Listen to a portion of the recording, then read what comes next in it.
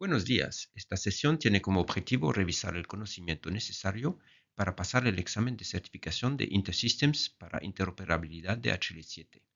El nombre exacto del examen es InterSystems HL7 Interface Specialist. El workshop no sustituye a la formación necesaria para prepararse al examen. Tampoco sustituye a la experiencia que se recomienda antes de presentarse al examen. Lo que pretende el workshop es hacer más fácil tener éxito en el examen y como aquí repasamos todos los puntos del temario del examen publicado en 2025, permite ver los huecos de conocimiento y consultar después la documentación o el learning online para rellenarlos. Es solo una ayuda adicional para acabar de prepararse para el examen. Debería mejorar vuestra probabilidad de éxito. No es una formación oficial sobre el temario y el temario exacto del examen es el publicado en la página web de InterSystems. De cierto modo, podéis salir de esta sesión con una lista de temas a repasar y centraros en estos. O parar el video, ir a la documentación o el portal de gestión de IRIS para revisar cada tema que se cubre aquí. En primer lugar, voy a repasar el formato del examen y cómo inscribirse. También veremos cuáles son los requerimientos o los cursos recomendados como formación inicial para presentarse. Haber hecho uno de estos cursos se considera un prerequisito para este workshop, ya que solo revisaremos los temas a alto nivel o con un enfoque centrado en las preguntas o trampas que pueden aparecer en el examen en relación a cada tema. Después, revisaremos uno por uno todos los temas publicados en el temario del examen. A qué se refiere cada tema, qué hay que saber, qué tipo de pregunta puede haber, etc. El formato del examen. Para quien se examina por primera vez, solo hay una opción de examen, que es un QCM, un cuestionario con múltiples opciones, todo en inglés y refiriéndose siempre al producto en inglés. Hay un total de 68 preguntas sobre 2 horas y media. Esto nos da un poco más de 2 minutos por pregunta. Para un nativo del inglés, eso es amplio. Yo, por ejemplo, lo acabé en 100 minutos, me quedaban 50 más, pero para un español que tiene que leerse un poco más, puede ir más justo. Todas las preguntas son tipo que es QCM, algunas con solo una opción correcta y otras con varias opciones correctas. Siempre dice cuántas opciones son buenas, es decir, hay 3 respuestas buenas o 4 respuestas buenas que hay que escoger. No hay puntos negativos por equivocarse, por lo cual es mejor adivinar si no sabéis. Podéis también marcar preguntas que no sabéis para saltarlas y revisarlas al final. Es posible que el texto, por ejemplo, de otra pregunta os ilumine sobre una pregunta de antes y esto os ayude a completar el examen. El examen no es fácil. A título de ejemplo, yo solo tuve 85% y ya llevo años de experiencia con el producto. No me preparé excesivamente para el examen y eso es el objetivo de este webinar, de conseguir un poco una mejor preparación. Estos exámenes siempre asumen que sabéis del tema y además que tenéis una buena preparación al tipo de pregunta que os van a pedir y que sabéis maximizar vuestras opciones de éxito. Y es lo que intentamos aquí. El examen es actualmente con la empresa Certiverse, externa a InterSystems, y he puesto el link donde os podéis registrar y hacer el pago para inscribirse y reservar un horario del examen. Como en otros exámenes similares, os fuerza a usar un navegador seguro para la prueba, es para evitar trampas. Necesitáis un ordenador con una webcam y con un micrófono y con solo una pantalla conectada. Necesitáis un entorno limpio, sin papeles, libros, documentos, ruidos externos. Lo mejor es una sala de reunión o un sitio libre de distracciones. Y necesitáis presentar el DNI al principio de la prueba. Aquí os pongo la versión oficial de InterSystems sobre el contenido del examen. La recomendación de InterSystems para presentarse al examen es de tener un mínimo de 6 meses de experiencia con el diseño, la implementación y la monitorización de integraciones en IRIS. Hay una serie de cursos disponibles que cubren el conocimiento necesario. El currículum online en la plataforma gratuita de e-learning de InterSystems es adecuado para prepararse. InterSystems propone también una serie de preguntas para que podáis ver el formato y tipo de las preguntas. Aquí os dejo la URL para que le echáis un vistazo. Antes de empezar con los puntos del temario, voy a repasar un poco la arquitectura de los componentes de IRIS Así nos ponemos en materia y revisamos algo de los nombres de los componentes de interoperabilidad de Iris, por si se os ha olvidado alguno. A nivel más alto tenemos la instancia de Iris for Health o Health Connect. Es la instalación de Iris, con su configuración. En un servidor o una máquina virtual puede instalarse más de una instancia de Iris, por ejemplo, una de desarrollo y otra para test. O si quiero instalar dos versiones de producto, pero eso no es un escenario muy común. Dentro de la instalación de Iris puedo tener varios entornos y cada entorno con sus bases de datos. Estos entornos separados se llaman namespace en Iris. Puedo así separar cosas en distintos namespace, como hago la separación en base de datos en otros tipos de productos. Es crítico entender que en la interoperabilidad de Iris siempre trabajo dentro de un namespace y todo lo que hago, veo en el portal está limitado al namespace actual. Lo habitual es tener solo un namespace para la interoperabilidad y ahí tener todas mis rutas de integraciones HL7. En algunas instalaciones más grandes se separan las rutas en diferentes producciones en diferentes namespaces. En general, todas mis rutas de integración están definidas dentro de una entidad que se llama producción. Esta producción contiene todos los business service, business processes y business operation. Por diseño, y eso es importante entenderlo, en un namespace solo puede funcionar una única producción a la vez.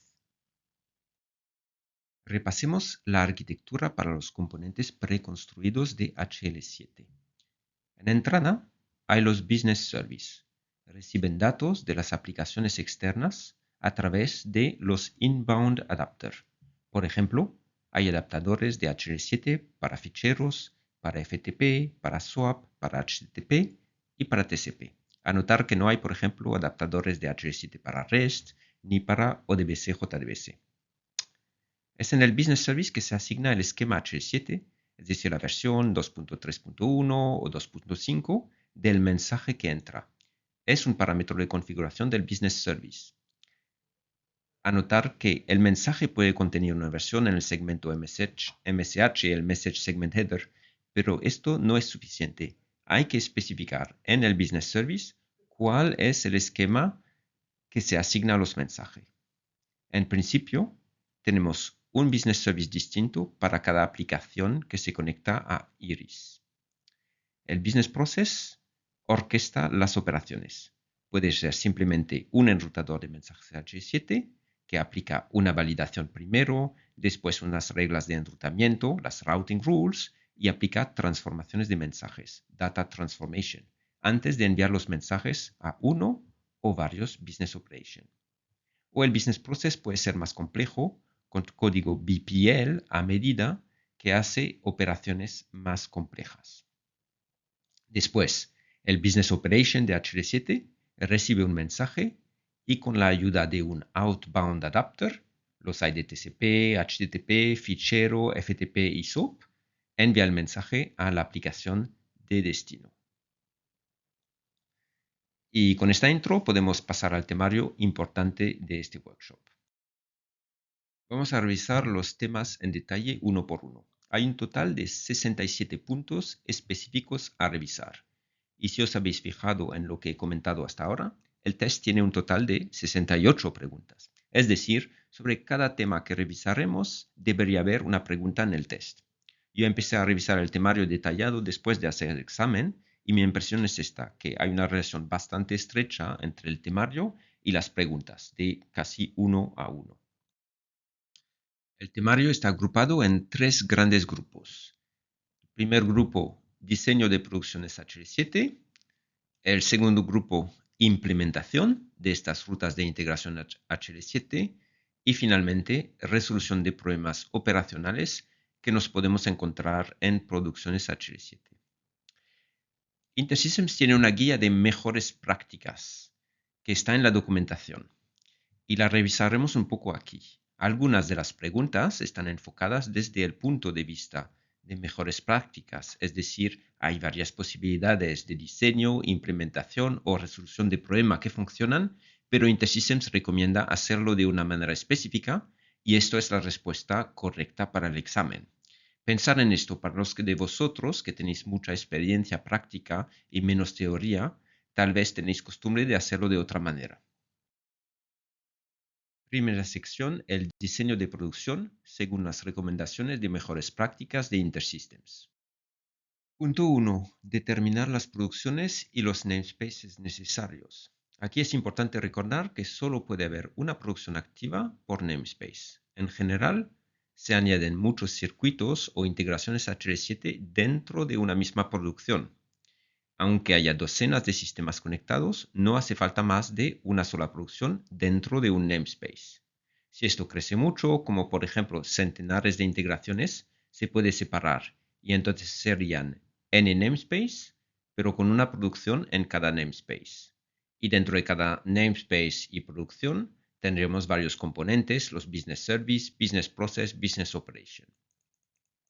El punto 2, determinar los componentes de producción necesarios y el flujo de mensajes.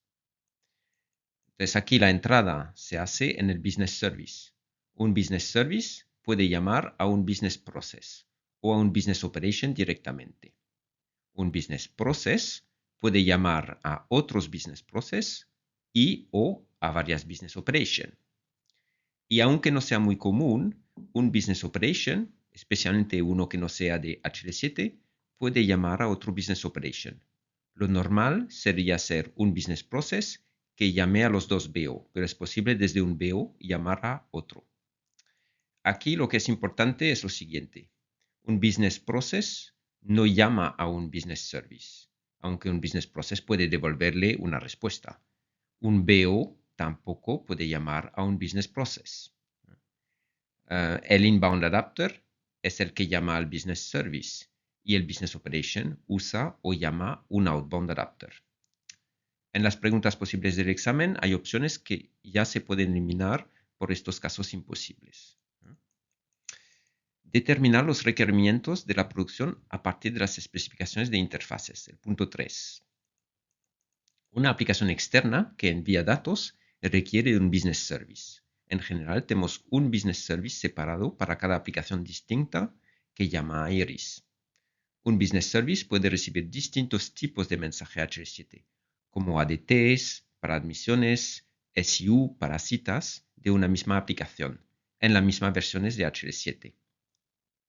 Cada business service tiene un HL7 message router, un business process asociado. Eso es más una best practice que una obligación, pero así se simplifica la evolución en el tiempo. Cuando se modifican o añaden muchas nuevas integraciones, no hay que retocar lo que ya funciona. Y para una aplicación externa a llamar, hay un business operation. Hay un BO para cada IP puerto de destino, para cada FTP de destino, etc. El punto 4. Determinar los requerimientos de Data Transform. Creo que aquí lo que piden es entender a nivel arquitectural cuándo hace falta usar una transformación de datos entre mensajes. Si hay, por ejemplo, que transformar un mensaje entre versiones de HL7, por ejemplo, recibimos el mensaje de esquema categoría igual 2.5 desde un sitio y tenemos que enviar a otro sitio en versión 2.3. Pues hace falta transformar el mensaje en una data transform. Otro ejemplo de pregunta posible.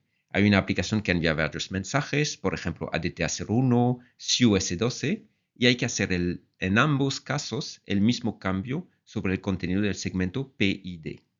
Y la pregunta es cómo hacerlo sin duplicar código.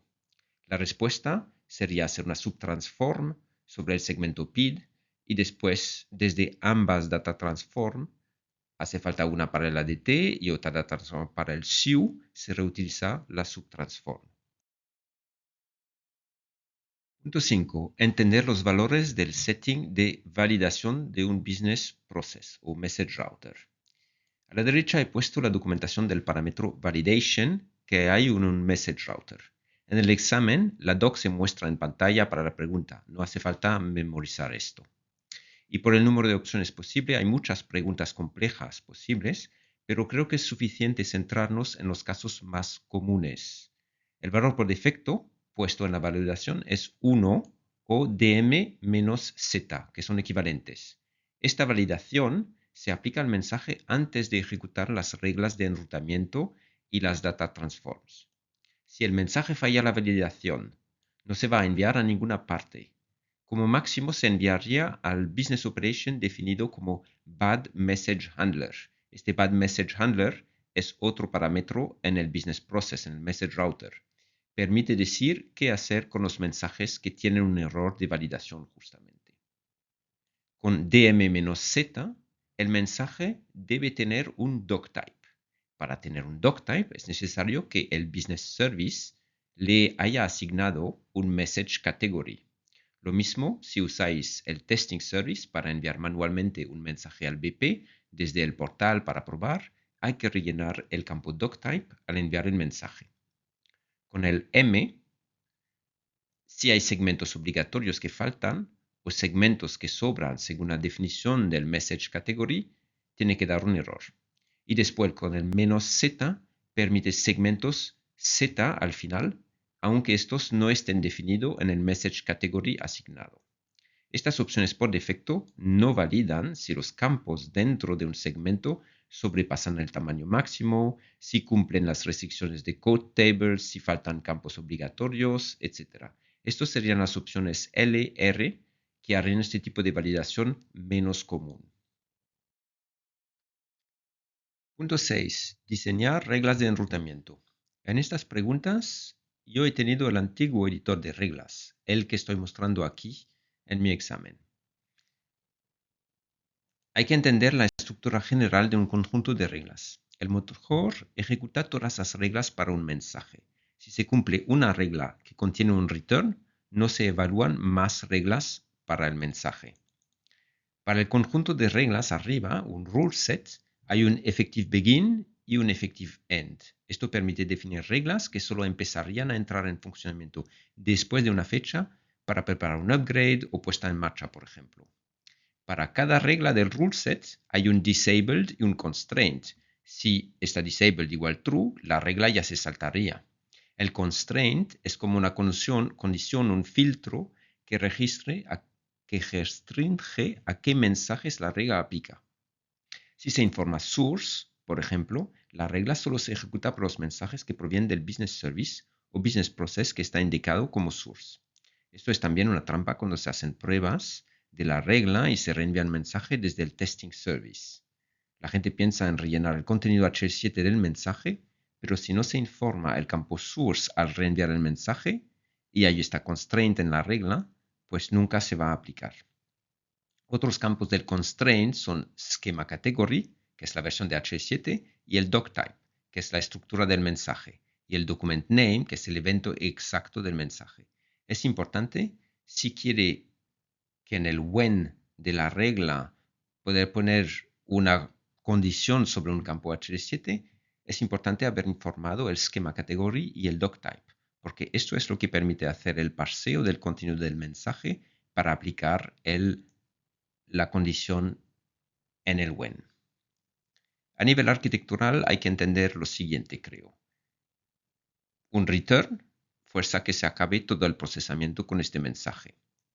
La operación send permite enviar el mismo mensaje a uno o más destinos. Una sola operación send permite rellenar varios targets. La operación send permite hacer transformaciones con el transform.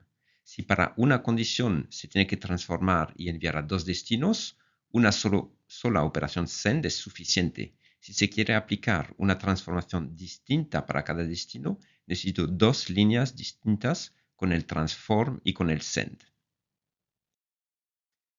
Identify basic functionality of production components.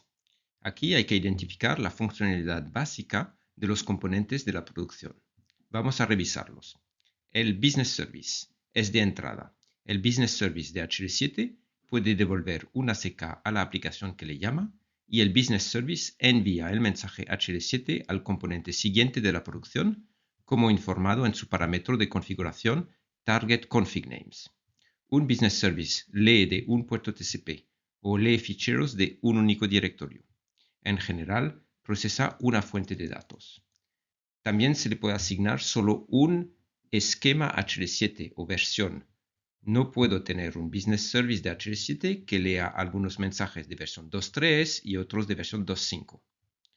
Lo que sí es posible es que puede leer de la misma versión distintos tipos de mensajes, ADTs para admisión y SIU para citas, por ejemplo. El Business Operation es de salida o output. Envía mensajes a un sistema de destino, puede grabar ficheros en un directorio, enviar a un servidor FTP, conectarse a un servidor TCP/IP. El Business Process puede ser un enrutado de mensajes HL7, el HL7 Message Router, o uno más complejo de código BPL a medida. El router hace validación de mensaje según el valor informado en el setting Validation. Aquí hay un tema de alertas que se pueden enviar y el valor de Bad Message Handler, que es otro parámetro del Message Router, donde se puede informar el nombre de un componente donde enviar los mensajes con error. Después de la validation, el Message Router ejecuta las routing rules, que están constituidas de un rule set que puede contener varias rules. Punto 2. Identify adapters used by building HL7 components. Aquí hay que identificar los adaptadores de los componentes HL7 preconstruidos. Hay que conocer un poco esta lista. Os he puesto aquí la lista de componentes preconstruidos para enviar y recibir mensajes HTTP por FTP, por ficheros, por HTTP, SOAP y TCP. Los más usados son TCP, FTP y ficheros. Anotar que, por ejemplo, no hay ninguno para REST. No hay ninguno para JDBC o DBC. Hay algunos componentes más para recibir o devolver ACK cuando se tienen que enviar-recibir por un canal separado de los mensajes. Name production components, rules and DTLs according to conventions. Se trata de poder nombrar los componentes según las nomenclaturas de mejores prácticas que propone InterSystems. Hay un apartado sobre estas best practices al final de este workshop. Aquí hay que entender que en el caso de integraciones simples se puede usar el General Class of Message Structure, como por ejemplo ADT, ORM, SUI o el doctype completo, ADT subrayado A01, para nombrar componentes como Data Transforms y otros. Es necesario saber generar los nombres correctos para cada componente siguiendo una definición de nomenclatura que se os proporciona en el examen. Identify custom segments in custom schema categories. Identificar los segmentos a medida en las categorías de esquemas a medida. El estándar HL7 permite segmentos custom, es decir, que no forman parte del estándar. Solo pueden estar al final del mensaje y siempre tienen un nombre de 3 letras y tienen que empezar con la letra Z. Aquí he puesto un ejemplo. Como el Business Service le asigna la versión 2.4, la validación de mensaje que ocurre en el Message Router daría este warning: Unrecognized Z segment found after PV1. No es un error crítico, si queremos lo ignoramos. Hasta aquí he utilizado la versión estándar de 2.4 y he añadido un segmento Z al final. Es una primera posibilidad. Ahora, si quiero poder hacer el parsing del segmento Zen de este mensaje, por ejemplo, para extraer y procesar algunos campos de este segmento desde una data transform, puedo definir una variación de la definición estándar de la versión 2.4.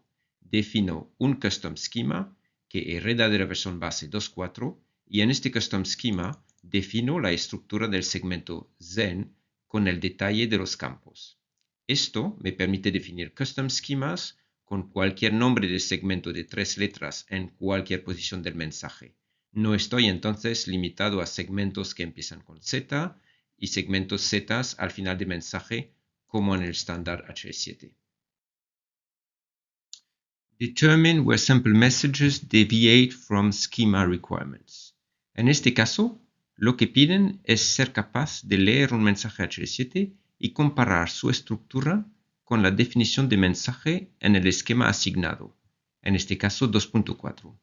Por lo cual, teniendo un mensaje de ejemplo a la izquierda, sin la información del error, una definición al otro lado, hay que saber detectar por qué segmento o por qué campo está fallando la validación. En el ejemplo, en la pantalla, la estructura ADT A01 de la versión 2.4 a la derecha dice: el segmento MSH es obligatorio y único. El EVN de evento es obligatorio y único. El PD1 es opcional. El rol es opcional y se puede repetir. Es decir, 0 hacia n veces se puede repetir. El next of kin NK1 es opcional y se puede repetir. El PV1 es obligatorio y único. Lo que hay que mirar es si faltan segmentos obligatorios en el mensaje de ejemplo que se da, o si hay segmentos repetidos cuando deberían ser únicos. La prueba va más allá, porque entra también en la definición de los campos de cada segmento. Aquí hay que entender que por defecto la validación de mensaje de un router está fijada en el valor 1 o dm-z, y esto no valida campo a campo, solo valida la estructura, el orden de los segmentos, y permite los segmentos z no reconocidos al final del mensaje.